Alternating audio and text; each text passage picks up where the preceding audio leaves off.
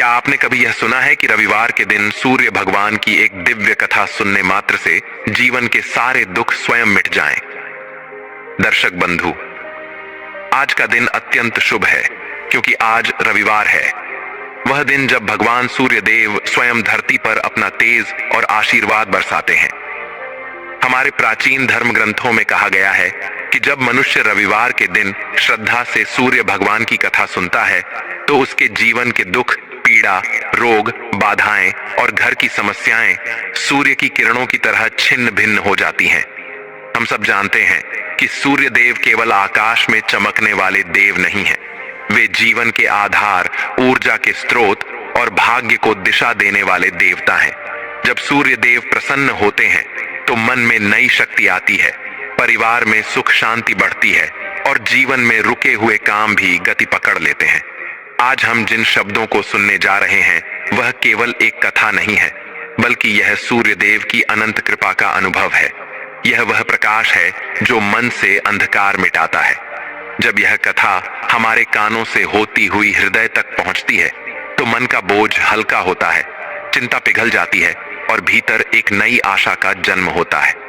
सुबह सुबह जब भगवान सूर्य देव अपने दिव्य रथ पर आरूढ़ होकर आकाश में उदय होते हैं तो उनकी पहली किरण जैसी धरती को नवजीवन देती है, वैसे ही आज की यह कथा हमारे जीवन को एक नई दिशा देगी। सूर्य देव का प्रकाश सदैव यह संदेश देता है कि जहां भक्त का मन उजाले से भरा होगा वहां कोई दुख टिक नहीं पाएगा।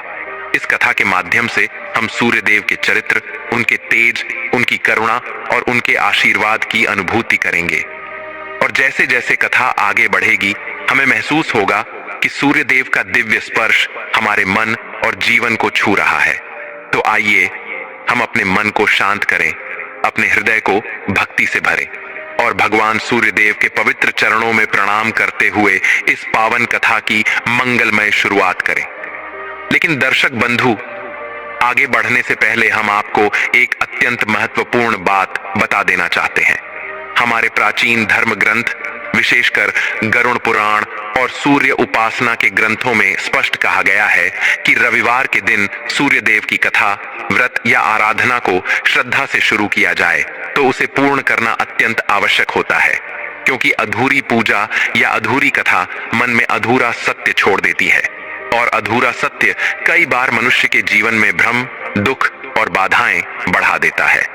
हम सब जानते हैं कि रविवार के दिन सूर्य भगवान की कथा केवल सुनने की वस्तु नहीं है।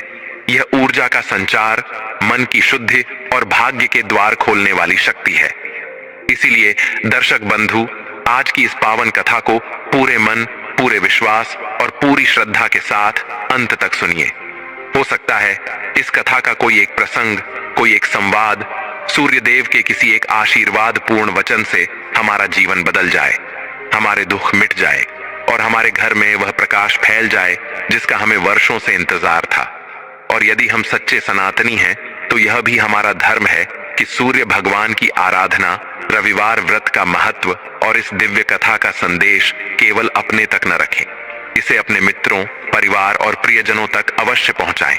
इसलिए इस वीडियो को प्रेम से लाइक करें, इसे अपने परिचितों के साथ साझा करें और हमारे चैनल सनातन भैरम को सब्सक्राइब करना न भूलें, ताकि सूर्य देव की ऐसी दिव्य कथाएं बहुत समय पहले की बात है। भारत की पवित्र भूमि पर एक बहुत ही सुंदर और अमीर राज्य था जिसका नाम था अवंतीपुर। उस राज्य के राजा का नाम था महाराज विक्रमादित्य। राजा विक्रमादित्य अपनी प्रजा के लिए भगवान के समान थे। वे बहुत ही न्याय करने वाले और अपनी प्रजा का बच्चों की तरह ध्यान रखने वाले राजा थे। उनकी प्रजा भी उनसे बहुत प्यार करती थी। अवंतीपुर राज्य में किसी भी चीज की कोई कमी नहीं थी। चारों तरफ हरियाली थी, खेत सोने की तरह फसलें उगाते थे और लोगों के घरों में धन और अनाज भरा रहता था। राज्य में पूरी तरह से सुख और शांति का माहौल था। लेकिन इतनी खुशियों के बाद भी राजा के मन में एक बहुत गहरा दुख था। यह दुख उनके सुंदर चेहरे पर हमेशा एक परछाई की तरह दिखाई देता था। राजा विक्रमादित्य और उनकी पत्नी रानी मृगनयनी को कोई संतान नहीं थी। उनकी शादी को कई साल बीत चुके थे, लेकिन उनका आंगन सूना था। दोनों ने संतान पाने के लिए बहुत उपाय किए, बड़े बड़े यज्ञ करवाए, महान पंडितों को बुलाया, कठिन तपस्या की और गरीबों को बहुत दान पुण्य भी किया, लेकिन उन्हें संतान का सुख नहीं मिला। समय अपनी गति से चलता रहा और साल बीतते गए। राजा की उम्र भी धीरे धीरे बढ़ने लगी थी। अब केवल राजा और रानी को ही नहीं, बल्कि राज्य के सभी लोगों को यह चिंता होने लगी थी कि महाराज विक्रमादित्य के बाद इस राज्य का उत्तराधिकारी कौन बनेगा।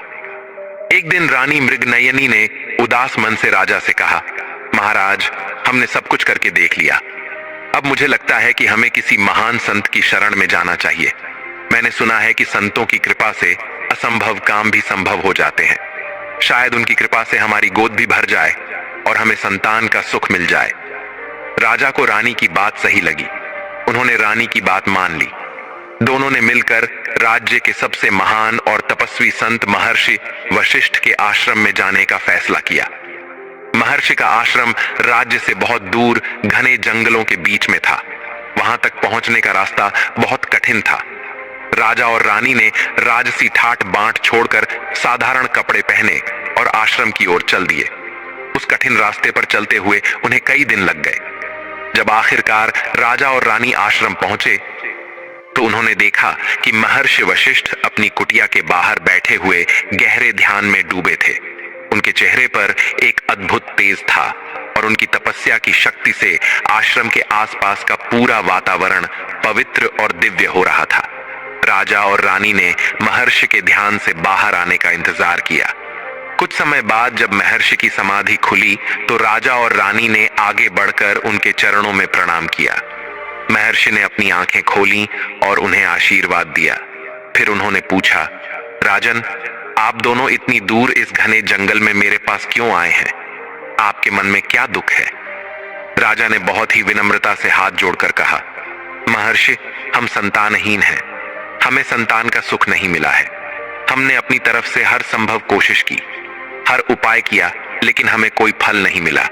अब आप ही हमारी आखिरी उम्मीद है। कृपया आप हमारी सहायता करें और हमें संतान का वरदान दें। महर्षि वशिष्ठ ने अपनी दिव्य दृष्टि से राजा और रानी के भाग्य को देखा। कुछ पल के लिए वे आंखें बंद करके मौन रहे। फिर उन्होंने अपनी आंखें खोली और कहा, राजन, आपके भाग्य में संतान का सुख लिखा है। आपके यहाँ एक पुत्री का जन्म होगा। वह कन्या अत्यंत सुंदर, गुणी और सुशील होगी। वह अपने गुणों से पूरे संसार में प्रसिद्ध होगी। लेकिन यह सुनकर राजा की खुशी का ठिकाना नहीं रहा।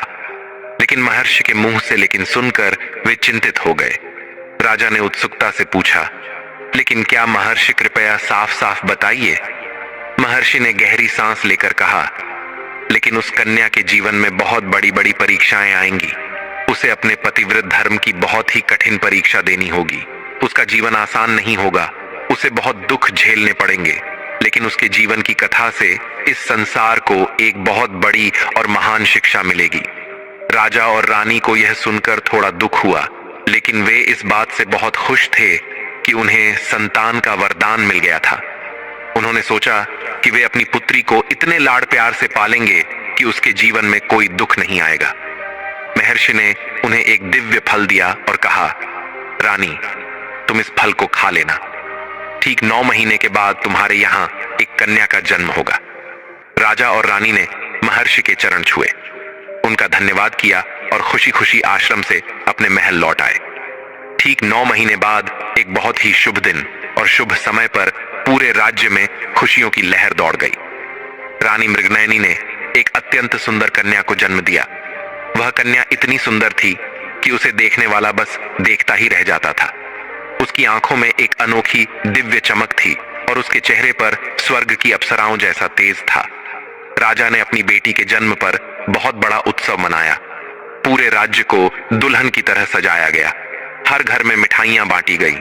गरीबों को सोने और चांदी के सिक्के दान में दिए गए। राजा ने अपनी प्यारी सी बेटी का नाम रखा चंद्रिका।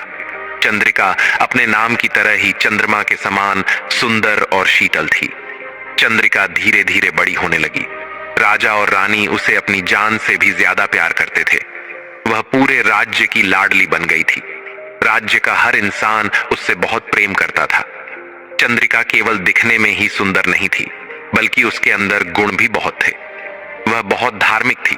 बड़ों का आदर करती थी, सबसे प्यार से बात करती थी और गरीबों और जरूरतमंदों की हमेशा सेवा करती थी। राजा विक्रमादित्य को अपनी बेटी पर बहुत गर्व था। जब चंद्रिका 16 वर्ष की हुई तो वह एक सुंदर युवती बन गई। उसकी सुंदरता और उसके गुणों की चर्चा दूर दूर के राज्यों तक फैल गई। कई बड़े बड़े राजाओं और राजकुमारों ने चंद्रिका से विवाह करने के लिए अपने प्रस्ताव भेजे, लेकिन राजा विक्रमादित्य अपनी इकलौती और लाडली बेटी को खुद से दूर किसी को भी देने के लिए तैयार नहीं थे। एक दिन की बात है, राजकुमारी चंद्रिका अपनी सहेलियों के साथ राजमहल के सुंदर बगीचे में घूम रही थी। वह बगीचा बहुत ही सुंदर था। चारों तरफ रंग बिरंगे फूल खिले हुए थे। उन फूलों पर तितलियां मंडरा रही थीं। पेड़ों पर बैठे पक्षी मीठे गीत गा रहे थे। तभी अचानक घूमते घूमते चंद्रिका की नजर बगीचे के एक कोने में काम कर रहे एक नौजवान लड़के पर पड़ी। वह नौजवान लड़का बगीचे में माली का काम कर रहा था। उसके कपड़े बहुत ही साधारण और कुछ जगहों से फटे पुराने भी थे, लेकिन उसके चेहरे पर एक अलग ही तरह का तेज और ईमानदारी थी। वह बहुत ही मेहनत और लगन से फूलों के पौधों की देखभाल कर रहा था। उसके हाथों में पौधों के लिए कोमलता थी और उसकी आंखों में अपने काम के लिए सच्चाई और ईमानदारी झलक रही थी। चंद्रिका उस नौजवान को देखकर वहीं रुक गई। उसने अपनी एक सखी से पूछा, सखी, यह लड़का कौन है? मैंने इसे पहले कभी इस बगीचे में नहीं देखा। सखी ने जवाब दिया, राजकुमारी जी, इसका नाम देवदास है। ये एक गरीब घर का लड़का है। इसके पिता बचपन में ही गुजर गए थे। इसकी माँ हमेशा बीमार रहती है। यह अपनी बीमार माँ की सेवा करने और घर चलाने के लिए यहाँ माली का काम करता है। ये बहुत ही ईमानदार और मेहनती लड़का है। चंद्रिका का मन न जाने क्यों देवदास की सादगी और ईमानदारी की ओर खींच गया। उस दिन के बाद वह अक्सर देवदास को छिप छिप कर देखने लगी। देवदास भी जब कभी राजकुमारी को देखता तो उसकी आंखों में राजकुमारी के लिए बहुत सम्मान और साथ ही एक अनकहा प्रेम भी दिखाई देता था। धीरे धीरे चंद्रिका और देवदास एक दूसरे से प्रेम करने लगे। चंद्रिका अब किसी न किसी बहाने से बगीचे में आती और देवदास से बातें करती। देवदास बहुत ही सीधा साधा और भोला था। वह राजकुमारी चंद्रिका को बहुत सम्मान देता था और उनसे बहुत प्यार भी करता था। एक दिन चंद्रिका ने हिम्मत करके देवदास से अपने दिल की बात कह दी। उसने कहा, देवदास, मैं तुमसे बहुत प्रेम करती हूँ। मैं अपना पूरा जीवन तुम्हारे साथ बिताना चाहती हूँ। मैं तुमसे विवाह करना चाहती हूँ। देवदास यह सुनकर चौंक गया। उसने घबराते हुए कहा, राजकुमारी जी, ये कैसे हो सकता है? मैं एक गरीब माली हूँ और आप इस राज्य की राजकुमारी हैं। महाराज इस विवाह के लिए कभी भी अपनी इजाजत नहीं देंगे। यह असंभव है। चंद्रिका ने विश्वास के साथ कहा, देवदास, तुम्हें चिंता करने की जरूरत नहीं है। मुझे अपने पिताजी से बात करनी होगी। मुझे पूरा विश्वास है कि वे मेरी खुशी के लिए जरूर मान जाएंगे। लेकिन चंद्रिका का यह विश्वास सच नहीं हुआ। जब उसने अपने पिता राजा विक्रमादित्य को अपने और देवदास के प्रेम के बारे में बताया तो राजा यह सुनकर बहुत क्रोधित हो गए। राजा ने गुस्से में चिल्लाते हुए कहा, चंद्रिका, तुम्हें होश भी है कि तुम क्या कह रही हो? इस राज्य की राजकुमारी का विवाह एक गरीब माली से होगा। यह असंभव है। मैं अपने जीते जी कभी भी इस विवाह की इजाजत नहीं दूंगा। चंद्रिका ने रोते हुए अपने पिता से विनती की। पिताजी, देवदास बहुत अच्छा इंसान है। वह बहुत ईमानदार और मेहनती है। उसके दिल में मेरे लिए सच्चा प्रेम है। धन दौलत से ज्यादा जरूरी इंसान का अच्छा होना होता है। राजा ने गुस्से में कहा, बस चंद्रिका, अब मैं इस बारे में एक शब्द भी नहीं सुनना चाहता। तुम्हारा विवाह इस राज्य के बराबर किसी राजकुमार से ही होगा, किसी गरीब माली से नहीं। उसी रात राजा ने अपने सैनिकों को बुलाया और उन्हें आदेश दिया, जाओ और उस देवदास को पकड़कर कारागार में डाल दो। उससे किसी को भी मिलने की इजाजत नहीं होगी और चंद्रिका को उसके कमरे में बंद कर दो। वह बाहर नहीं निकलेगी। सैनिकों ने तुरंत राजा के आदेश का पालन किया। उन्होंने देवदास को पकड़ लिया और उसे ले जाकर अंधेरे कारागार में डाल दिया। देवदास ने कोई विरोध नहीं किया। उसे पता था कि वह एक गरीब आदमी है और राजा के खिलाफ वह कुछ भी नहीं कर सकता। लेकिन उसके मन में चंद्रिका के लिए प्रेम जरा भी कम नहीं हुआ। जब चंद्रिका को यह पता चला कि देवदास को कारागार में डाल दिया गया है तो वह बहुत दुखी हुई। वह टूट गई। उसने कई दिनों तक खाना पीना सब छोड़ दिया। रानी मृगनयनी अपनी बेटी की यह हालत देखकर बहुत परेशान हो गई। उन्होंने राजा से बहुत विनती की कि वे देवदास को छोड़ दें, लेकिन राजा अपने फैसले पर अड़े रहे। कई महीने बीत गए। चंद्रिका अपने कमरे में बंद अकेली रोती रहती। उसे देवदास की बहुत याद आती थी, लेकिन वह देवदास से मिल नहीं सकती थी। उसे यह भी खबर नहीं मिलती थी कि देवदास कैसा है, किस हाल में है। एक दिन पड़ोसी राज्य के राजा महेंद्र विक्रम का एक दूत राजमहल में आया। दूत ने राजा विक्रमादित्य से कहा, महाराज, हमारे राजा महेंद्र विक्रम ने आपकी पुत्री राजकुमारी चंद्रिका की सुंदरता और उनके गुणों के बारे में बहुत सुना है। वे राजकुमारी से विवाह करना चाहते हैं और यह प्रस्ताव लेकर उन्होंने मुझे आपके पास भेजा है। राजा विक्रमादित्य ने मन ही मन सोचा कि यह एक बहुत अच्छा अवसर है। राजा महेंद्र विक्रम एक बहुत ही शक्तिशाली और धनी राजा थे। उनका राज्य भी बहुत अमीर और बड़ा था। राजा ने अपनी बेटी का भविष्य सुरक्षित देखकर विवाह के इस प्रस्ताव को तुरंत स्वीकार कर लिया। जब चंद्रिका को इस विवाह के बारे में बताया गया तो वह बहुत रोई। उसने अपने पिता से बहुत विनती की कि वे ऐसा ना करें, लेकिन राजा अपनी बात से नहीं हटे। रानी मृगनयनी ने भी अपनी बेटी को समझाया, बेटी, अब तुम देवदास को भूल जाओ। वह एक गरीब माली है, उसका कोई भविष्य नहीं है। राजा महेंद्र विक्रम एक शक्तिशाली राजा है। उनके साथ विवाह करके तुम्हारा जीवन सुख से बीतेगा। लेकिन चंद्रिका का दिल यह मानने को तैयार नहीं था। उसने सोचा कि शायद देवदास उसे भूल गया है। इतने महीने बीत गए और देवदास की तरफ से कोई संदेश नहीं आया था। बेचारी चंद्रिका को यह नहीं पता था कि देवदास तो कारागार में बंद है और उसे किसी से भी मिलने की इजाजत नहीं है। चंद्रिका ने भारी मन से सोचा कि अगर देवदास ने उसे भुला दिया है तो उसे भी अपने जीवन में आगे बढ़ना चाहिए। उसने अपने आंसुओं को पीकर पत्थर दिल से इस विवाह के लिए हां कर दी। विवाह की तैयारियां जोर शोर से शुरू हो गईं। पूरे राज्य में उत्सव का माहौल था। हर कोई खुश था सिवाय चंद्रिका के। उसके दिल में कोई खुशी नहीं थी।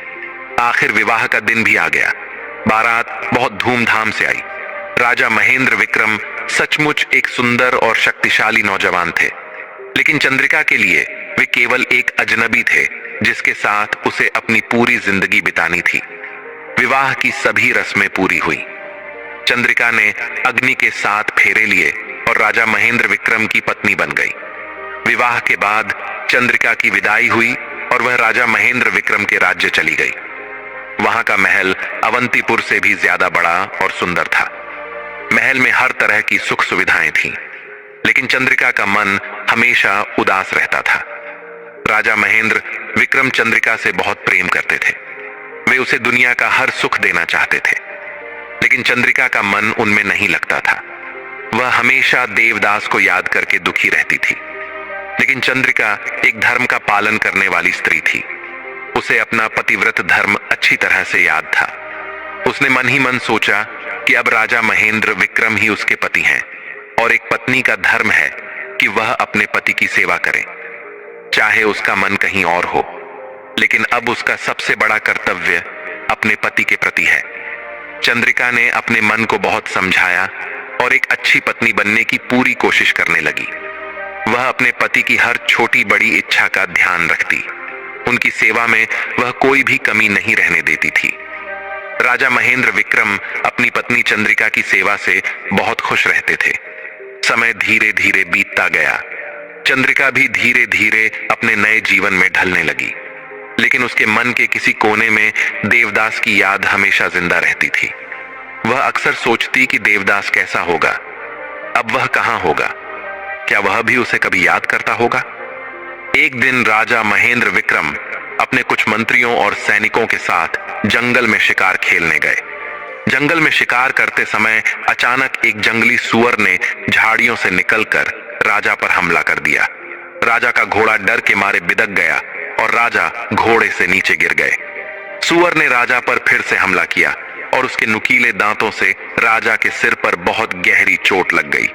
सैनिकों ने तुरंत उस सूअर को मार दिया और घायल राजा को उठाया। राजा बेहोश थे और उनके सिर से बहुत खून बह रहा था। सभी सैनिक घबरा गए। वे तुरंत राजा को महल वापस ले आए। राजवैद्य को बुलाया गया। राजवैद्य ने राजा का इलाज किया और कहा, राजा को बहुत गहरी चोट लगी है। उनके सिर की चोट बहुत गंभीर है।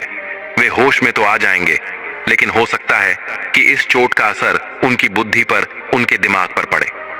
चंद्रिका अपने पति की यह हालत देखकर बहुत चिंतित थी। उसने दिन रात एक करके अपने पति की सेवा की। उसने भगवान से दिन रात प्रार्थना की कि उसके पति जल्दी से ठीक हो जाए। कुछ दिनों के बाद राजा होश में तो आ गए, लेकिन राजवैद्य की बात सच साबित हुई। राजा की बुद्धि पर उस चोट का बहुत बुरा असर पड़ा था। राजा का स्वभाव पूरी तरह से बदल गया था। वे पहले जैसे गंभीर और जिम्मेदार राजा नहीं रहे। अब उन्हें केवल मौज मस्ती और मजाक ही सूझता था। वे राज्य के कामकाज में बिल्कुल भी मन नहीं लगाते थे। वे हर समय बस नाचना गाना सुनना चाहते थे। उन्हें शराब पीने की भी बहुत बुरी आदत पड़ गई थी। चंद्रिका को यह सब देखकर बहुत दुख हुआ। उसने कई बार अपने पति को समझाने की कोशिश की, लेकिन राजा उसकी एक नहीं सुनते थे। राज्य के मंत्रियों ने भी राजा को बहुत समझाया, लेकिन कोई फायदा नहीं हुआ। राजा महेंद्र विक्रम पूरी तरह से बदल चुके थे। कुछ महीने बाद राजा महेंद्र विक्रम को नगर में रहने वाली एक नर्तकी के बारे में पता चला। उस नर्तकी का नाम था मंजरी। वह बहुत सुंदर थी और उसका नाच देखने के लिए दूर दूर से लोग आते थे। राजा ने एक दिन मंजरी का नाच देखा और वे उस पर मोहित हो गए। अब राजा हर रात मंजरी के पास जाने लगे। वे उससे नाच करवाते, बहुत शराब पीते और अक्सर रात में वहीं सो जाते थे। चंद्रिका को अपने पति की इन हरकतों से बहुत दुख होता था, लेकिन वह चुपचाप सब सहती रहती। वह कुछ नहीं कहती थी, क्योंकि वह जानती थी कि उसके पति की बुद्धि ठीक नहीं है। वे बीमार हैं। लेकिन राज्य में राजा के इस व्यवहार की बातें होने लगीं। मंत्री और प्रजा सभी बहुत चिंतित थे। राज्य का कामकाज बिगड़ने लगा था। राजा दिन भर महल में सोते रहते और रात होते ही मंजरी के पास चले जाते थे। चंद्रिका ने सोचा कि अगर उसके पति की यही इच्छा है तो एक पत्नी होने के नाते उसे अपने पति की सेवा करनी चाहिए। यह सोचकर कि एक पत्नी का धर्म अपने पति की हर इच्छा को पूरा करना होता है, चाहे वह इच्छा अच्छी हो या बुरी। चंद्रिका ने एक ऐसा फैसला लिया जिसे सुनकर सब हैरान रह गए। एक रात जब राजा बहुत ज्यादा शराब पीकर महल में बेहोश हो गए, तो चंद्रिका ने अपने शरीर से सारे कीमती गहने उतारे।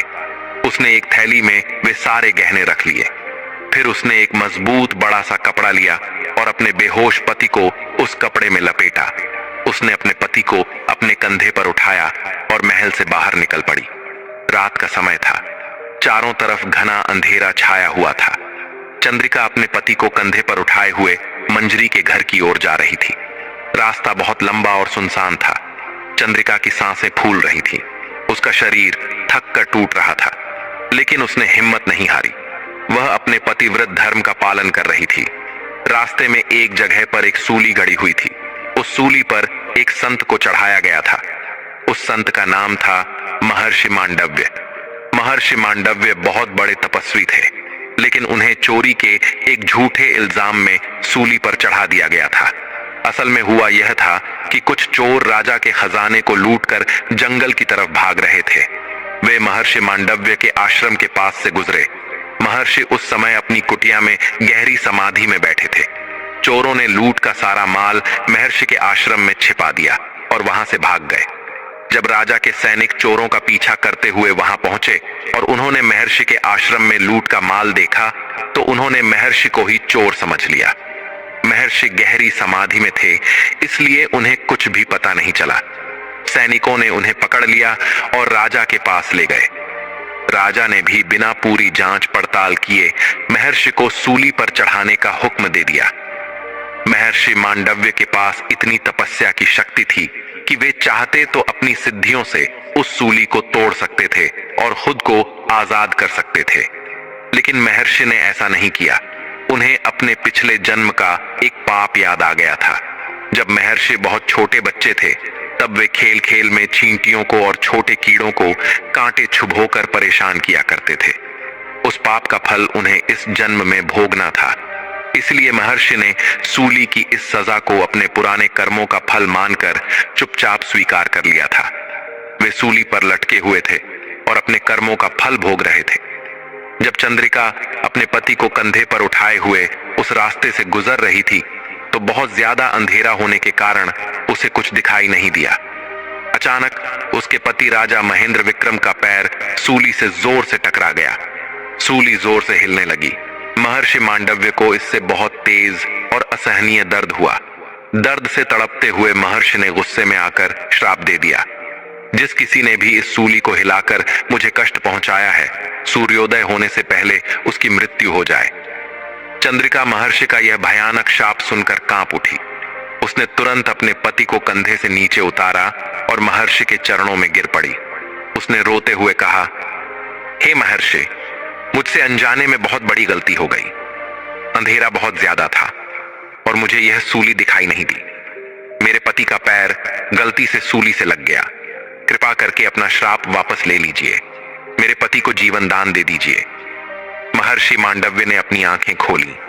उन्होंने चंद्रिका को देखा, एक स्त्री जो अपने पति को कंधे पर उठाए हुए रात के अंधेरे में कहीं जा रही थी। महर्षि को बहुत आश्चर्य हुआ। महर्षि ने पूछा, हे देवी, तुम कौन हो और तुम अपने पति को इस तरह कंधे पर उठाकर इस घने अंधेरे में कहां ले जा रही हो? चंद्रिका ने सिर झुकाकर विनम्रता से कहा, महर्षि, मेरे पति एक नर्तकी के पास जाना चाहते हैं। वे शराब के नशे में बेहोश हो गए हैं। एक पत्नी का धर्म है कि वह अपने पति की हर इच्छा को पूरा करे, इसलिए मैं उन्हें अपनी पीठ पर उठाकर वहां ले जा रही हूं। महर्षि मांडव्य को अपने कानों पर विश्वास नहीं हुआ। उन्होंने सोचा था कि शायद कोई बहुत जरूरी काम होगा, लेकिन यह सुनकर कि एक पत्नी अपने पति को एक वेश्या के पास ले जा रही है, वह भी अपने कंधे पर उठाकर, उन्हें बहुत ज्यादा आश्चर्य हुआ। महर्षि ने कहा, यह कैसा पतिव्रत धर्म है? तुम्हारा पति तुम्हें छोड़कर एक वेश्या के पास जाता है और तुम खुद उसे वहां ले जा रही हो। यह तो अधर्म है। चंद्रिका ने कहा, महर्षि, मेरे पति को कुछ समय पहले एक दुर्घटना में सिर पर गहरी चोट लगी थी। उस चोट के बाद से उनकी बुद्धि बदल गई है। वे बीमार हैं, लेकिन मैंने विवाह के समय अग्नि के सामने यह वचन लिया था कि मैं हर सुख और दुख में अपने पति का साथ दूंगी, चाहे मेरे पति की इच्छाएं कैसी भी हों। मेरा धर्म है कि मैं उनका पालन करूं। एक पतिव्रता स्त्री अपने पति को कभी नहीं छोड़ती, चाहे हालात कितने भी बुरे क्यों ना हो। महर्षि मांडव्य चंद्रिका की बातें सुनकर हैरान रह गए। उन्होंने अपनी दिव्य दृष्टि से चंद्रिका को देखा। उन्हें दिखाई दिया कि चंद्रिका के अंदर एक दिव्य तेज है। उसकी आत्मा बिल्कुल पवित्र और शुद्ध है। उसके मन में अपने पति के लिए कोई घृणा नहीं, बल्कि सच्ची श्रद्धा और प्रेम है। महर्षि ने कहा, हे देवी, तुम धन्य हो। तुम्हारा पतिव्रत धर्म अद्भुत और महान है। लेकिन मेरे श्राप का क्या होगा? मेरे मुंह से जो शब्द निकल गए वह तो पूरा होना ही है। सूर्योदय होने से पहले तुम्हारे पति की मृत्यु निश्चित है। चंद्रिका ने महर्षि के चरणों को कसकर पकड़ लिया और रोते हुए बोली, महर्षि, आप महान तपस्वी हैं। आपकी तपस्या की शक्ति से कुछ भी असंभव नहीं है। कृपया मेरे पति को बचा लीजिए। मैं आपसे हाथ जोड़कर प्रार्थना करती हूं।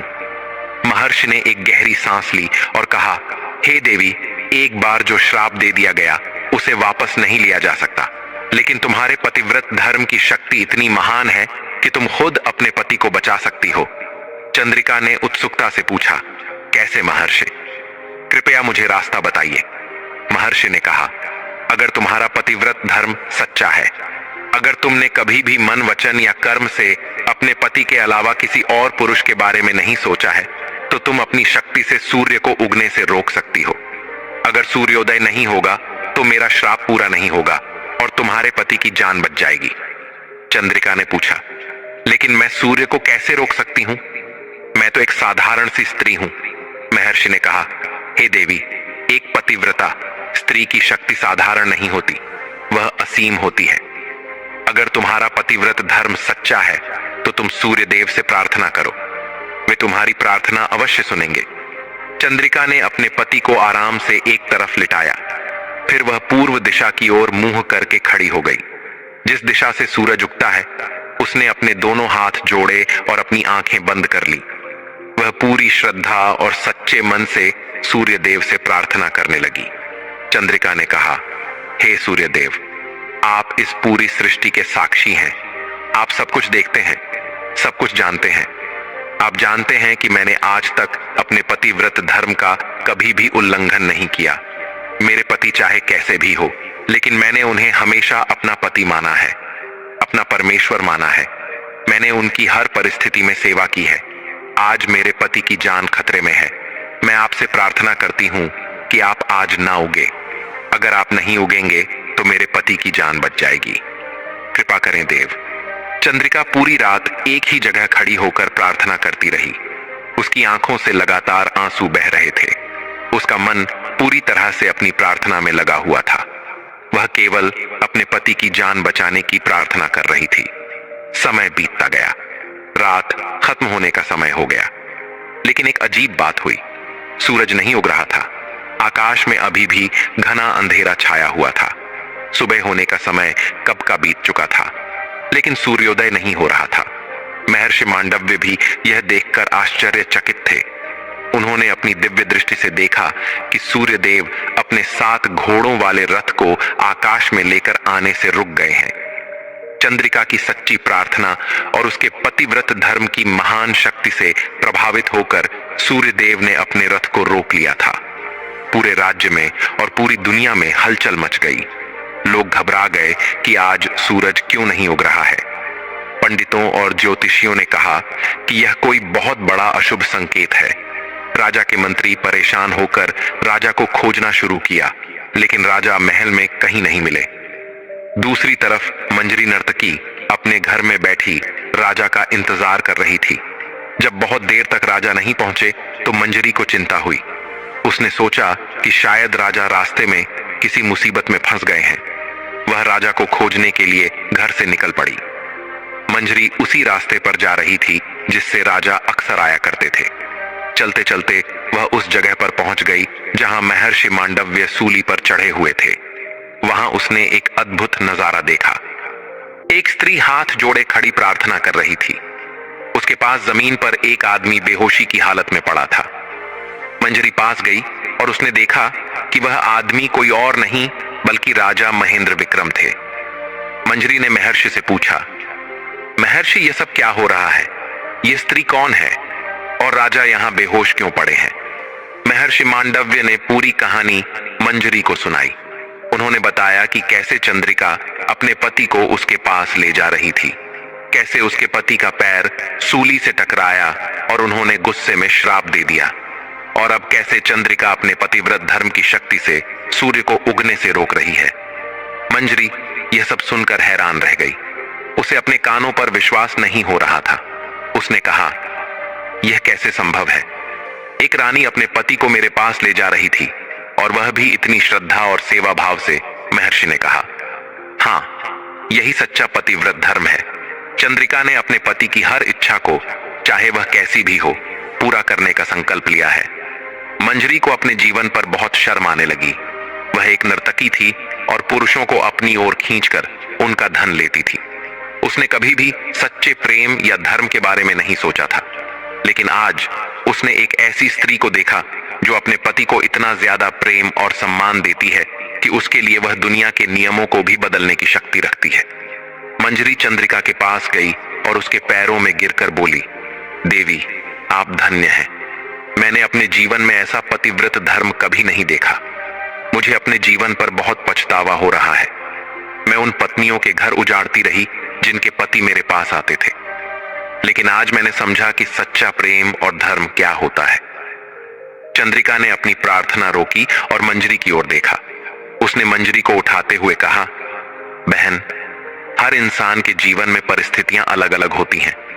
तुम्हारा कोई दोष नहीं है, लेकिन अगर तुम चाहो तो अब भी अपना जीवन बदल सकती हो। मंजरी की आंखों में आंसू आ गए। उसने कहा, देवी, मैं आज से ही अपना जीवन बदलना चाहती हूं। मैं यह नाचने गाने का पेशा छोड़ दूंगी और एक सम्मान का और सच्चा जीवन जीऊंगी। लेकिन चंद्रिका की मुख्य समस्या अभी भी वही थी। सूरज नहीं उग रहा था और यह पूरी दुनिया के लिए एक बहुत बड़ा खतरा था। अगर सूरज नहीं उगा तो पेड़ पौधे खत्म हो जाएंगे, फसलें नहीं उगेंगी और पूरी प्रकृति का संतुलन बिगड़ जाएगा। महर्षि मांडव्य को भी यही चिंता थी। महर्षि ने चंद्रिका से कहा, हे देवी, तुम्हारे पतिव्रत धर्म की शक्ति महान है और सूर्य देव रुक गए हैं, लेकिन यह पूरी दुनिया के लिए बहुत खतरनाक हो सकता है। तुम्हें कोई ना कोई उपाय सोचना होगा। चंद्रिका ने कुछ देर सोचा, फिर उसने कहा, महर्षि, अगर आप अपना श्राप वापस ले लें तो मैं सूर्य देव से प्रार्थना करूंगी कि वे उग आए। महर्षि ने कहा, हे देवी, एक बार दिया गया श्राप वापस नहीं लिया जा सकता। यह धर्म के नियमों के खिलाफ है। चंद्रिका ने पूछा, तो फिर क्या किया जाए? कोई तो रास्ता होगा। महर्षि ने कुछ देर सोचा, फिर उन्होंने कहा, एक उपाय है। मैं अपना श्राप वापस तो नहीं ले सकता, लेकिन उसे बदल सकता हूं। मैंने कहा था कि सूर्योदय से पहले तुम्हारे पति की मृत्यु हो जाएगी, लेकिन मैं इस श्राप को बदलकर यह कह सकता हूं कि तुम्हारे पति को मृत्यु जैसी अवस्था होगी, लेकिन वे फिर से जीवित हो जाएंगे। चंद्रिका यह सुनकर खुशी से भर गई। उसने कहा, महर्षि, यह बहुत अच्छा उपाय है। कृपा करके आप ऐसा ही करें। महर्षि मांडव्य ने अपनी तपस्या की शक्ति से अपने श्राप को बदल दिया। उन्होंने कहा, जब सूर्य उगेगा तब तुम्हारे पति को मृत्यु जैसी अवस्था होगी, यानी वे मर जाएंगे, लेकिन तुम्हारे पतिव्रत धर्म की शक्ति से वे फिर से जीवित भी हो जाएंगे। चंद्रिका ने राहत की सांस ली। फिर उसने सूर्यदेव से प्रार्थना की, हे सूर्यदेव, अब आप उग सकते हैं। मेरे पति की जान अब सुरक्षित है। आपकी कृपा से मेरी प्रार्थना सुनी गई। अब कृपा करके अपना काम शुरू करें ताकि यह संसार फिर से सामान्य हो जाए। धीरे धीरे पूर्व दिशा में लालिमा छाने लगी और फिर सूरज उगने लगा। दुनिया भर के लोगों में खुशी की लहर दौड़ गई। सबने राहत की सांस ली, लेकिन जैसे ही सूरज की पहली किरण राजा महेंद्र विक्रम के शरीर पर पड़ी, राजा की सांसें रुक गईं। उनका शरीर ठंडा पड़ गया और वे बिल्कुल बेजान हो गए। चंद्रिका ने अपने पति के बेजान शरीर को अपनी गोद में उठाया। उसकी आंखों से आंसू बह रहे थे। उसने अपने पति के सिर को अपनी गोद में रखा और भगवान से प्रार्थना करने लगी। उसने कहा, हे भगवान, मैंने अपने पति की सेवा पूरी निष्ठा और सच्चे मन से की है। मैंने कभी भी अपने पतिव्रत धर्म को नहीं तोड़ा है। अगर मेरा पतिव्रत धर्म सच्चा है तो मेरे पति को फिर से जीवन दान मिले। चंद्रिका ने अपने पति के माथे पर हाथ फेरा। उसने अपने पति के चेहरे को बहुत प्यार से देखा। उसकी आंखों में सच्चा प्रेम और सच्ची भक्ति थी। उसने अपने पति के लिए इतनी बड़ी तपस्या की थी। अचानक एक चमत्कार हुआ। राजा महेंद्र विक्रम के शरीर में हलचल हुई। उनकी सांसें फिर से चलने लगी। उनकी आंखें धीरे धीरे खुल गईं। वे जीवित हो गए थे। लेकिन यह चमत्कार यहीं खत्म नहीं हुआ। यह और भी बड़ा था। जब राजा की आंखें खुली तो उनकी आंखों में पहले जैसी समझदारी और चमक थी। उनके सिर की चोट पूरी तरह से ठीक हो गई थी। उनकी बुद्धि वापस आ गई थी। वे फिर से वही पुराने वाले राजा महेंद्र विक्रम बन गए जो वे दुर्घटना से पहले थे। राजा ने उठकर अपने आसपास देखा। उन्हें कुछ समझ नहीं आया कि वे इस सुनसान जगह पर कैसे हैं। उन्होंने चंद्रिका को देखा जो उनकी गोद में बैठी थी। उन्होंने महर्षि को सूली पर देखा। उन्होंने मंजरी को भी देखा। राजा ने हैरान होकर पूछा, यह सब क्या हो रहा है? मैं यहां इस हालत में कैसे हूं? चंद्रिका ने रोते हुए राजा को पूरी कहानी सुनाई। उसने बताया कि कैसे राजा को शिकार खेलते समय चोट लगी थी और उनकी बुद्धि बदल गई थी। कैसे वे हर रात मंजरी के पास जाते थे। कैसे वह उन्हें अपनी पीठ पर उठाकर मंजरी के पास ले जा रही थी। कैसे रास्ते में महर्षि ने श्राप दिया और कैसे उसने अपने पतिव्रत धर्म की शक्ति से अपने पति की जान बचाई। राजा महेंद्र विक्रम यह सब सुनकर हैरान रह गए। उन्हें अपने किए हुए कामों पर बहुत शर्म आई। उनकी आंखों में आंसू आ गए। उन्होंने चंद्रिका के हाथ पकड़कर कहा, चंद्रिका, मुझे माफ कर दो। मैंने तुम्हारे साथ बहुत बुरा किया, लेकिन तुमने मुझे इतनी बुरी हालत में भी कभी नहीं छोड़ा। तुमने मेरी सेवा की। तुमने मेरी जान बचाई। तुम सच में एक सच्ची पतिव्रता हो। चंद्रिका ने अपने पति के आंसू पोंछते हुए कहा, स्वामी, यह मेरा धर्म था। एक पत्नी का धर्म है कि वह अपने पति की हर परिस्थिति में सेवा करे और उसका साथ दे। राजा ने उठकर महर्षि मांडव्य के चरणों में प्रणाम किया और कहा, महर्षि, मुझे माफ कर दीजिए। मेरे ही राज्य में आपको बिना किसी जांच के सूली पर चढ़ा दिया गया। मुझसे बहुत बड़ी गलती हुई। महर्षि ने मुस्कुराते हुए कहा, राजन, यह मेरे कर्मों का फल था जो मुझे भोगना ही था। लेकिन आज तुम्हारी पत्नी के महान पतिव्रत धर्म ने मुझे भी मुक्ति दिला दी। मेरे बुरे कर्म कट गए हैं, अब मुझे इस सूली से उतार दो। राजा ने तुरंत अपने सैनिकों को बुलवाया और महर्षि को सूली से उतारा गया। महर्षि को सम्मान के साथ राजमहल ले जाया गया और उनकी बहुत सेवा की गई। महर्षि ने राजा को आशीर्वाद दिया और कहा, राजन, तुम्हारी पत्नी एक महान पतिव्रता है, हमेशा उसकी सेवा करना और उसका सम्मान करना। मंजरी भी वहां खड़ी थी। उसने राजा और चंद्रिका के चरणों में प्रणाम किया और कहा, राजन, मुझे माफ कर दीजिए।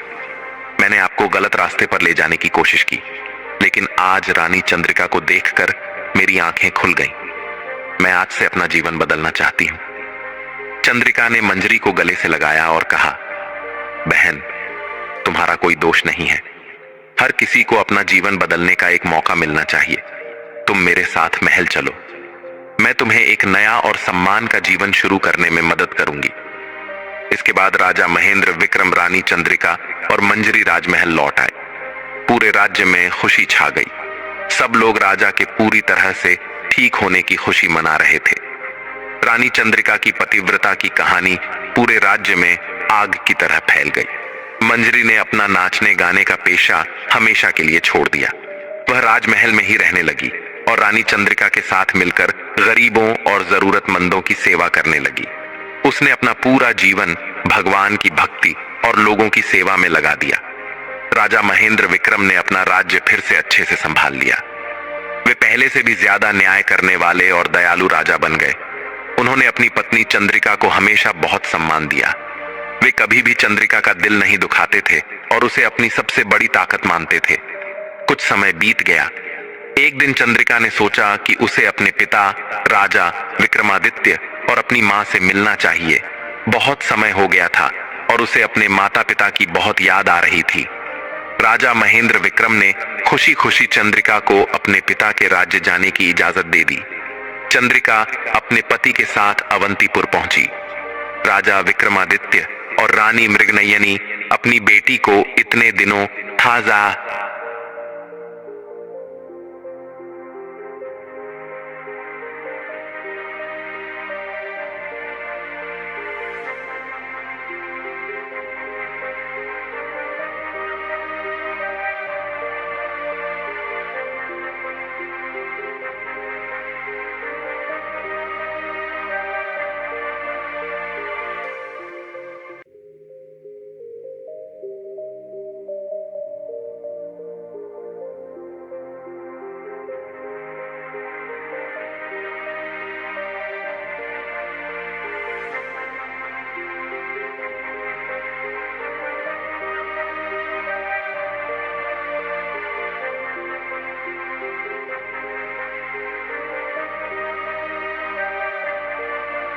बात देखकर बहुत खुश हुए। उन्होंने चंद्रिका और राजा महेंद्र विक्रम का बहुत प्यार से स्वागत किया।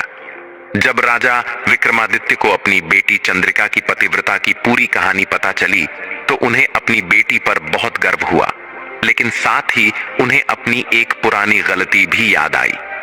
उन्होंने चंद्रिका से पूछा, बेटी, क्या तुम्हें वह माली देवदास याद है? चंद्रिका का दिल जोर से धड़क उठा। उसे देवदास की याद आ गई। वह बोली, हाँ पिताजी, मुझे याद है। वह कहाँ है? कैसा है? राजा विक्रमादित्य ने अपना सिर झुकाते हुए दुख से कहा, बेटी, मैंने उसे कारागार में डाल दिया था। मैंने तुम्हें और देवदास को अलग करने के लिए यह गलत काम किया था। मुझे अब अपनी गलती का एहसास हो गया है। मैंने सोचा था कि मैं तुम्हारी भलाई के लिए ऐसा कर रहा हूं, लेकिन मैंने बहुत गलत किया। चंद्रिका को यह सुनकर बहुत दुख हुआ। उसने कहा, पिताजी, देवदास अभी भी कारागार में है। इतने समय से उसे तुरंत छोड़ दिया जाए। राजा विक्रमादित्य ने तुरंत आदेश दिया कि देवदास को कारागार से छोड़ दिया जाए। देवदास को कारागार से बाहर लाया गया। इतने सालों तक कारागार में रहने के कारण देवदास बहुत कमजोर हो गया था।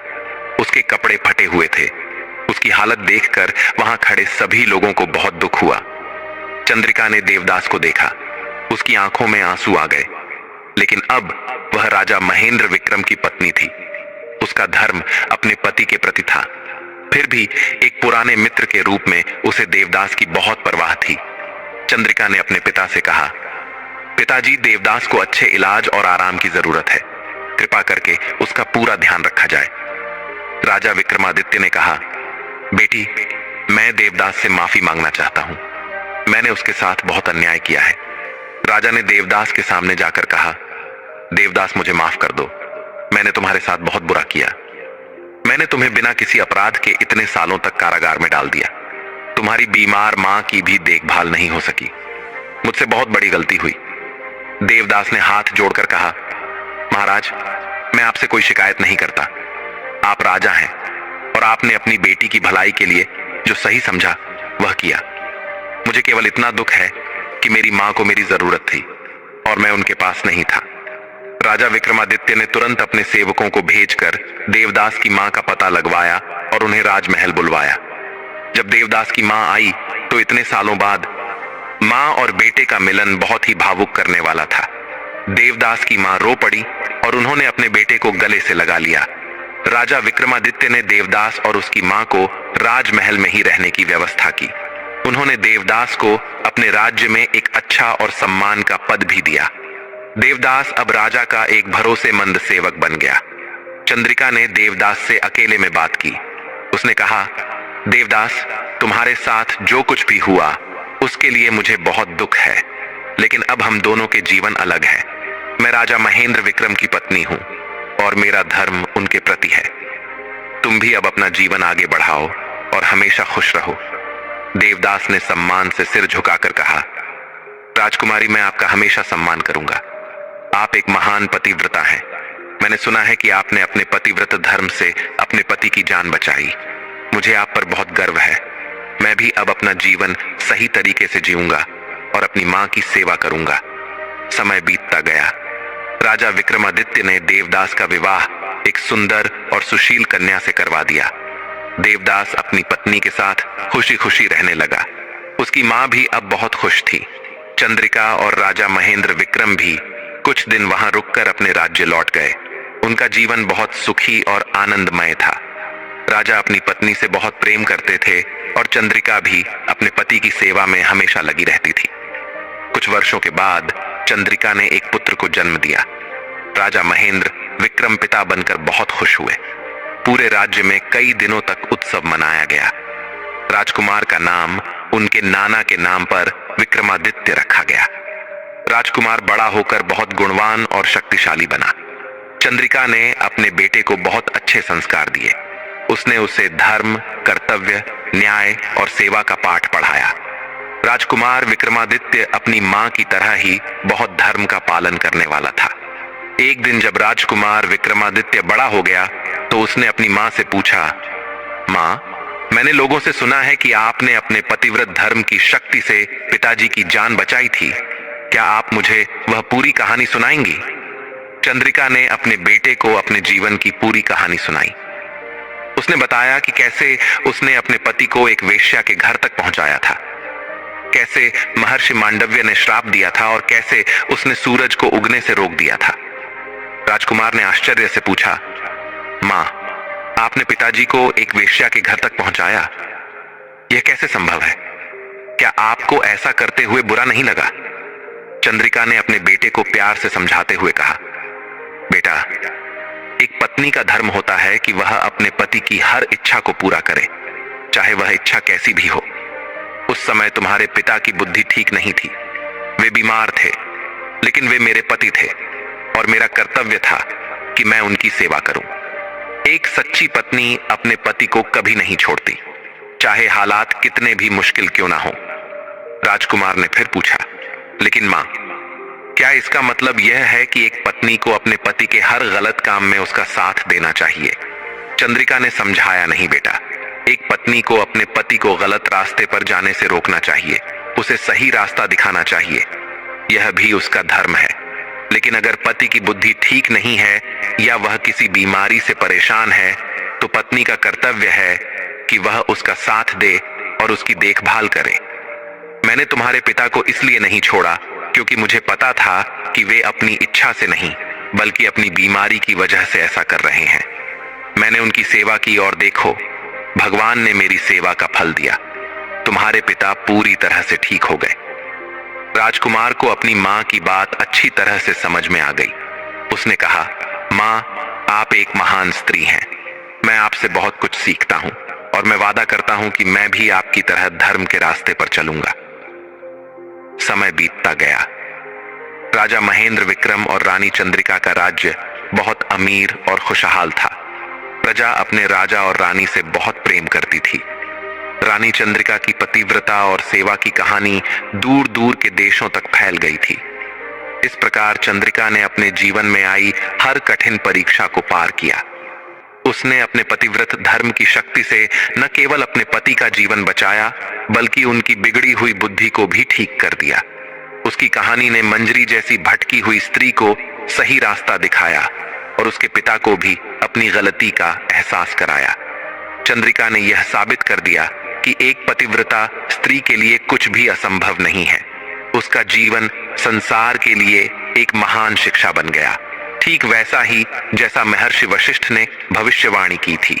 उसने अपने कर्मों से यह दिखाया कि सच्चा धर्म किसी भी परिस्थिति में अपने कर्तव्यों का पालन करना है, और जो भी सच्चे मन से अपने धर्म का पालन करता है, भगवान हमेशा उसकी मदद करते हैं। चंद्रिका की यह अद्भुत कथा आज भी लोगों को प्रेरणा देती है और उन्हें धर्म के रास्ते पर चलने की सीख देती है।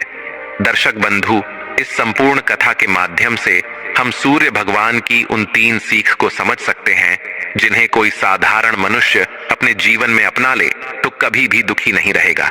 तो चलिए दर्शक बंधु, आपका कीमती समय नष्ट न करते हुए जानते हैं उन तीनों सीख को। पहली सीख, सूर्यदेव हर सत्य, धर्म और हर छिपे हुए कर्म के साक्षी हैं। दर्शक बंधु, जरा एक क्षण के लिए सोचिए, यदि उस अंधेरी रात में आप होते और दूर से देखते कि एक कोमल सी रानी अपने बेहोश पति को कंधे पर उठाए घने जंगल में चली जा रही है, तो आप क्या सोचते? यही ना कि ये कैसी पत्नी है, किस पाप में पड़ गई है, पति को खुद वेश्यागृह तक ले जा रही है। लेकिन ऊपर आसमान में, अदृश्य लोक में, वह सब कुछ देख रही शक्ति सूर्यदेव कुछ और ही देख रहे थे। वे चंद्रिका के कदम नहीं देख रहे थे, वे उसके कंधे का बोझ नहीं देख रहे थे, वे यह नहीं देख रहे थे कि वह मंजरी के घर जा रही है। वे उसके मन का प्रकाश देख रहे थे। वे देख रहे थे कि यह स्त्री पाप में साझेदार नहीं, बल्कि अपने पतिव्रत धर्म की अग्नि में तप रही है। वे देख रहे थे कि यह रास्ता गलती नहीं, बल्कि धर्म की परीक्षा है। वे देख रहे थे कि इस स्त्री का हर कदम, हर सांस, हर आंसू अपने पति के प्रति अटूट निष्ठा से भरा है। और जब वही चंद्रिका पूर्व दिशा की ओर खड़ी होकर सूर्यदेव से कहती है, हे देव, मेरे मन का सत्य आप जानते हैं, तो यह प्रार्थना केवल शब्द नहीं होती, यह उसके चरित्र का उद्घोष बन जाती है। और तभी दुनिया एक ऐसा चमत्कार देखती है जो युगों में एक बार होता है। सूर्य रुक जाता है, सुबह होने का समय बीत गया, पक्षी भ्रमित हो गए, धरती स्थिर हो गई, लेकिन सूरज उगा ही नहीं। लोग घबरा रहे हैं, ये कैसा अशुभ है, आज सूरज क्यों नहीं निकला? परंतु ऊपर से सूर्यदेव कह रहे थे, जब कोई स्त्री अपने धर्म में इतनी सत्यनिष्ठ हो जाए कि उसका जीवन ही तप बन जाए, तो मैं भी उसके सत्य के आगे सिर झुका देता हूं। यहीं से असली सीख निकलती है। दुनिया तुम्हें गलत समझ ले, लोग तुम पर आरोप लगा दें, परिवार भी तुम्हारे निर्णयों को समझ न पाए, लेकिन सूर्यदेव तुम्हारे मन का सच जानते हैं। मनुष्य की अदालत में हार संभव है, पर सूर्यदेव की अदालत में केवल सत्य की जीत होती है। इस धरती पर हम जो भी करते हैं, अच्छा या बुरा, पाप या पुण्य, धर्म या अधर्म, सब कुछ उस सूर्य के सामने ही होता है जो रोज उगता है। हम दीवारों के पीछे छिप सकते हैं, मुंह मोड़ सकते हैं, कपटी हो सकते हैं, पर सूर्य से नहीं छिप सकते। और अगर हम चंद्रिका की तरह चुपचाप ईमानदारी से बिना दिखावे अपने रिश्तों में, अपने कर्मों में, अपने धर्म में सच्चे बने रहें, तो समय भले देर करे, लेकिन प्रकृति एक दिन हमारे पक्ष में झुक ही जाती है। इसलिए जीवन की पहली सीख यही है, ऐसे जियो कि अगर सूर्यदेव तुम्हारे हर विचार, हर भावना और हर कर्म को उसी क्षण देख रहे हों, तो भी तुम्हें कुछ छुपाने की जरूरत ना पड़े। दूसरी सीख, धर्म के लिए समय भी झुक जाता है, लेकिन स्वार्थ के लिए कभी नहीं। दर्शक बंधु, कल्पना कीजिए, रात का अंतिम पहर है, हवा इतनी शांत कि पत्ते तक नहीं हिल रहे। जंगल काला पड़ा है, पक्षी सो चुके हैं और दूर कहीं से एक दुखी स्त्री के रुदन की हल्की सी गूंज उठ रही है। चंद्रिका पूर्व दिशा की ओर हाथ जोड़कर खड़ी है, थकी हुई, टूट चुकी, पर भीतर से एक चट्टान की तरह दृढ़। उसके पति की मृत्यु तय है, श्राप निकल चुका है, समय चल रहा है, सुबह का क्षण निकट है और अब एक स्त्री की आखिरी आशा है सूर्यदेव। वह प्रार्थना करती है, हे देव, मेरा धर्म सच्चा है, मेरे मन का प्रकाश आप जानते हैं, आज मत उगिए। और अचानक संसार का सबसे बड़ा चमत्कार होता है। सुबह होने का समय बीत जाता है पर सूरज नहीं निकलता। पक्षी भ्रमित होकर चुप बैठे हैं। मंदिरों की घंटियों का समय टल गया। राज्य में हलचल मच गई। आज सूरज क्यों नहीं उगा, लेकिन कोई नहीं जानता। उस अंधकार के पीछे एक पतिव्रता स्त्री का उजाला खड़ा है। क्यों सूरज रुका, क्यों समय ठहर गया, क्यों प्रकृति की लय थम गई? क्योंकि चंद्रिका की प्रार्थना सिर्फ शब्द नहीं थी, वह उसका धर्म था, उसका तप था, उसकी निष्ठा थी। वह सूरज को इसलिए नहीं रोक रही थी कि उसकी मनमानी पूरी हो जाए। वह इसलिए नहीं खड़ी थी कि उसका अहंकार संतुष्ट हो जाए। वह इसलिए नहीं जिद कर रही थी कि दुनिया कहे, देखो यह कितनी शक्तिशाली महिला है। नहीं, वह केवल यह कह रही थी, हे सूर्यदेव, मेरा धर्म सच्चा है, मेरा प्रेम निष्कपट है, आज मेरे सत्य की रक्षा कीजिए। और सूर्यदेव ने देखा, यह स्त्री स्वार्थ से नहीं, प्रेम से खड़ी है। यह स्त्री अहंकार से नहीं, कर्तव्य से खड़ी है। यह स्त्री पाप से नहीं, सत्य से खड़ी है। यही कारण है कि प्रकृति का कठोर नियम टूट गया। दिन नहीं निकला, सूर्य का रथ थम गया, समय चंद्रिका के धर्म के आगे झुक गया। दर्शक बंधु, यही दूसरी सीख है। जब इंसान का धर्म सच्चा, मन पवित्र और इरादा निष्कपट हो तो समय भी उसकी राह में रुक सकता है। लेकिन जब मन में स्वार्थ, छल, वासना, लालच या अधर्म होता है तो सूर्य और समय दोनों कठोर बन जाते हैं। आज हम सभी कहते हैं, समय मेरे साथ नहीं है, किस्मत साथ नहीं दे रही। लेकिन सच्चाई यह है, समय किसी का दुश्मन नहीं होता, सूरज किसी का विरोधी नहीं होता। वे केवल सत्य की तरफ झुकते हैं और असत्य से दूर रहते हैं। अगर हमारे कर्म चंद्रिका की तरह धर्म से भरे हों, सच्चे हों, नियमित हों, अनुशासित हों, तो समय हमारे लिए थमना भी पड़े तो थम जाएगा। यही वह गूढ़ संदेश है जो इस कथा से हमें मिलता है। धर्म के लिए समय भी रुक सकता है, लेकिन स्वार्थ के लिए सूर्य की एक किरण भी दिशा नहीं बदलती। तीसरी सीख, जब मनुष्य अपने अंधकार से लौट आता है तो सूर्यदेव मृत्यु को भी जीवन में बदल देते हैं। दर्शक बंधु, अब आप उस क्षण की कल्पना कीजिए जब सूर्य की पहली किरण जंगल के उस सुनसान स्थान पर पड़ी।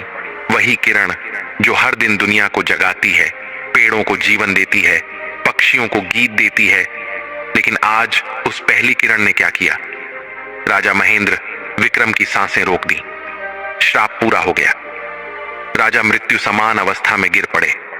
चंद्रिका के हाथ कांप गए, उसकी आंखें भर आईं, उसका हृदय डूब गया। लेकिन उसने हार नहीं मानी। वह रोई भी नहीं, वह टूटी भी नहीं, वह गिरी भी नहीं, बल्कि उसने अपने पति का सिर गोद में रखा, उनके माथे पर हाथ फेरा और भगवान से अंतिम बार पुकारा, हे देव, यदि मेरा धर्म सच्चा है, यदि मैंने कभी भी मन वचन कर्म से अपना पतिव्रत नहीं तोड़ा, तो मेरे पति को जीवन दान दीजिए। जंगल में शांति थी, हवा रुक गई थी, पक्षी भी मौन थे और उसके शब्द सीधे परमात्मा तक पहुंचे। अचानक राजा की सांसें लौट आईं, उनकी बंद आंखें हल्की सी कांपीं और फिर धीरे धीरे खुल गईं। लेकिन चमत्कार यहीं नहीं रुका। उनकी बुद्धि जो महीनों से बिखरी हुई थी, वासना में डूबी थी, शराब के नशे में खो गई थी, वह बुद्धि पूरी तरह से ठीक हो गई। मानो सूर्यदेव कह रहे हों, मृत्यु का द्वार मैं बंद कर दूंगा यदि इंसान सच में बदलने को तैयार हो। राजा ने जो जीवन दोबारा पाया वह सिर्फ शरीर का नहीं था, वह बुद्धि का पुनर्जन्म था, चरित्र का पुनर्जन्म, धर्म का पुनर्जन्म। वे रो पड़े। उन्होंने अपनी पत्नी के सामने सिर झुका दिया, उन्होंने अपनी गलतियों को स्वीकार किया, उन्होंने फिर कभी अधर्म का रास्ता न अपनाने का प्रण लिया। और उसी क्षण तीसरी सीख जन्म लेती है। जब इंसान अपने पापों से, अपनी भटकन से, अपने अंधेरे से सच में लौट आता है जब वह सच्चे दिल से पछताता है, जब वह अपने जीवन को सुधारना चाहता है, तब सूर्य देव उसे केवल नया सूर्योदय नहीं देते, बल्कि एक नया जीवन दे देते हैं। दर्शक बंधु, राजा महेंद्र विक्रम ने क्या किया? अपनी गलतियों को स्वीकार किया, महर्षि मांडव्य से क्षमा मांगी, अपनी पत्नी का सम्मान किया, राज्य को न्याय और धर्म से चलाया, मंजरी को सम्मानजनक जीवन दिया और अपने अंधेरे से पूरी तरह लौट आए। यही तीसरी और सबसे गहरी सीख है। मनुष्य कितना भी गिर जाए, कितना भी भटक जाए, कितना भी अंधकार में डूब जाए, अगर उसकी एक सच्ची पश्चाताप की सांस निकल जाए, अगर उसका मन सच में बदलना चाहे, अगर उसका दिल अपने गलत रास्ते से वापस लौट आए, तो सूर्य की सबसे कठोर किरण भी उसके भाग्य को फिर से चमका सकती है। इस धरती पर कोई भी मनुष्य ऐसा नहीं जो बदल नहीं सकता, जो सुधर नहीं सकता, जिसे ईश्वर वापस अवसर नहीं दे सकते। लेकिन शर्त सिर्फ एक है, दिल का बदलना सच्चा होना चाहिए। इस कथा का यही संदेश है। सूरज सिर्फ जीवन नहीं देता, सूरज दूसरे जीवन का अवसर भी देता है। इसीलिए अगर आपके जीवन में कभी अंधेरा हो, गलत आदतें हों, बुरे समय हों, भटके हुए कदम हों, तो याद रखिए, सूर्य देव हर सुबह आपको एक नया आरंभ देने आते हैं। जो सच में बदलना चाहता है, उसकी किस्मत को सूर्य कभी नकार नहीं सकते। दर्शक बंधु, यह कथा अभी यहीं पर खत्म नहीं होती। अभी हम रविवार के दिन सूर्य भगवान की उस दिव्य कथा को सुनेंगे, जिसे सुनने मात्र से जीवन के सारे दुख स्वयं मिट जाएंगे। बहुत प्राचीन समय की बात है। भारत भूमि के पूर्व दिशा वाले भाग में एक शांत और पवित्र राज्य था, जिसे लोग सूर्यप्रस्थ के नाम से जानते थे। यह राज्य अपनी समृद्धि, शांति और धर्मपरायणता के लिए पूरे आर्यावर्त में प्रसिद्ध था। चारों दिशाओं में प्रकृति का ऐसा सौंदर्य था कि लगता था स्वयं सूर्य देव अपनी किरणों से इस राज्य को रोज आशीर्वाद देते हों। हरे भरे खेत, सुनहरी गेहूं की बालियां, नदी का शांत प्रवाह और पहाड़ियों से गिरता दूध जैसा झरना, सब मिलकर इस भूमि को स्वर्ग सा बना देते थे। लेकिन इस सुंदर राज्य में एक परिवार ऐसा भी था, जिसके जीवन पर कष्टों का ऐसा साया था कि लगता था सूर्य की रोशनी भी उनके घर के पास आकर मुट्ठी बंद कर लेती हो। उस परिवार का नाम था देवकी प्रसाद का परिवार। देवकी प्रसाद अपनी पत्नी सुलोचना और 2 बच्चों अनंत और नीलम के साथ रहता था। परिवार बहुत धार्मिक था, लेकिन पिछले कई वर्षों से कष्टों का ऐसा दौर चल रहा था कि परिवार टूटने की कगार पर पहुंच चुका था। कभी व्यापार में घाटा, कभी खेती में नुकसान, कभी बीमारी और कभी विपत्ति। जैसे एक कष्ट खत्म होता नहीं कि दूसरा दरवाजे पर खड़ा हो जाता। सुलोचना की आंखों में अक्सर आंसू रहते। देवकी प्रसाद की कमाई इतनी कम हो चुकी थी कि घर का चूल्हा भी कई बार भगवान भरोसे जलता था। एक रात तो देवकी प्रसाद ने सिर पकड़कर रोते हुए कहा, हे प्रभु, आखिर ऐसा कौन सा पाप किया है हमने कि हमारे घर पर इतने दुखों की घटाएं छाई हुई हैं? उस रात पूरा परिवार बिना खाना खाए सो गया। लेकिन जैसे ही सुबह होने लगी, आसमान में लालिमा फैलने लगी। एक अजीब सी दिव्य चमक उस घर के बाहर उतरी। सुलोचना पानी लेने के लिए बाहर निकली तो उसने देखा कि पूर्व दिशा से सूर्य उदय हो रहा है और सूर्य के चारों ओर एक अद्भुत तेज फैला हुआ है, जैसे स्वयं देवता उतरकर किसी को बुला रहे हों। अचानक उसे अपने पीछे किसी के कदमों की आहट सुनाई दी। उसने मुड़कर देखा तो एक अत्यंत तेजस्वी दिव्य सौम्य साधु खड़े थे। केसरिया वस्त्र, मस्तक पर तेजस्वी तिलक, हाथ में कमंडल और आंखों में गहरा प्रकाश। ऐसा लगता था मानो सूर्य की किरणें उनकी देह से निकल रही हों। सुलोचना घबराई, बोली, महाराज, आप कौन हैं? ऐसे तेजस्वी रूप में कुछ कहिए। साधु मुस्कुराए, बेटी, घबराओ मत, मैं तुम लोगों की पीड़ा सुनकर आया हूं। तुम इस धरती पर दुख तो देखते हो, पर स्वर्ग लोक तक तुम्हारे आर्तनाद पहुंचते हैं। तुम्हारे घर में दुख इसलिए बढ़े हैं क्योंकि तुम लोग रविवार के दिन सूर्य भगवान की कथा नहीं सुनते। सूर्य देवता केवल प्रकाश ही नहीं देते, वे जीवन, ऊर्जा, कर्म, स्वास्थ्य और धन के भी अधिपति हैं। जिस घर में सूर्य कथा नहीं होती, वहां बाधाएं अपना घर बना लेती हैं। सुलोचना की आंखें फैल गईं। महाराज, क्या केवल कथा सुनने से जीवन बदल सकता है? साधु बोले, केवल सुनने से नहीं बेटी, भक्ति से सुनने से, मन से अपनाने से, कर्म से निभाने से। और आज मैं तुम्हें सूर्य कथा सुनाने आया हूं। ध्यान से सुनना, क्योंकि आज तुम जिस सत्य को सुनोगी वह तुम्हारे 7 जन्मों का अंधकार मिटा देगा। इतना कहकर साधु ने देवकी प्रसाद और पूरे परिवार को बुलाया और आंगन में बैठा लिया। उगते सूर्य की लालिमा पूरे आकाश में फैल रही थी। वातावरण में हल्की हवा बह रही थी और साधु का स्वर इतना मधुर और दिव्य था कि लगता था जैसे नाद ब्रह्म उतरकर मनुष्य की भाषा में बोल रहा हो। साधु ने कथा शुरू की। बहुत समय पहले सप्तद्वीपों के पार सूर्यलोक में सूर्यदेव अपने दिव्य सिंहासन पर विराजमान थे। उनके प्रभाव से सभी लोकों में प्रकाश था। एक दिन सूर्यदेव ने सोचा, क्या पृथ्वी के लोग मेरे प्रकाश का आदर करते हैं? क्या वे जानते हैं कि प्रकाश सिर्फ रोशनी नहीं बल्कि जीवन का आधार है? इसी विचार से वे मनुष्य रूप लेकर पृथ्वी पर अवतार लेते हैं। सुबह सुबह वे एक गरीब परिवार के द्वार पर पहुंचे। महिला चूल्हा जलाने के लिए लकड़ी खोज रही थी। बच्चा भूख से रो रहा था। पति बीमार बिस्तर पर पड़ा था।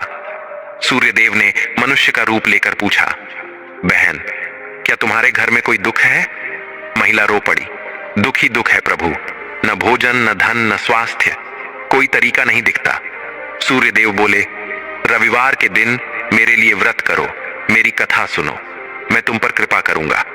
महिला ने तुरंत रविवार का व्रत शुरू किया और कथा सुनी। जैसे जैसे सप्ताह बीतते गए उसके घर में परिवर्तन आना शुरू हो गया।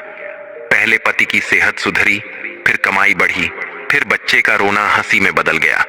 धीरे धीरे वह परिवार सुख और समृद्धि का प्रतीक बन गया। पूरे गांव में चर्चा फैल गई कि रविवार की कथा में इतनी शक्ति है कि वह भाग्य बदल देती है। एक समय ऐसा आया कि वह गरीब परिवार पूरे गांव की सहायता करने लगा। उनकी झोपड़ी महल बन गई। बीमार पति वैद्य बन गया। रोता हुआ बच्चा विद्वान बन गया और वह महिला गांव की सबसे सम्मानित स्त्री बन गई। लोग कहते, जिस घर में सूर्य कथा होती है वहां कभी अंधकार नहीं बसता। साधु बोले, इसीलिए कहा गया है कि रविवार की सूर्य कथा सुनने भर से कष्ट नष्ट होते हैं। सूर्य की किरणें पापों को जलाती हैं, मन की गंदगी मिटाती हैं, दुखों का अंधेरा चीर देती हैं। देवकी प्रसाद और उनका परिवार एकटक साधु के मुख की ओर देख रहा था।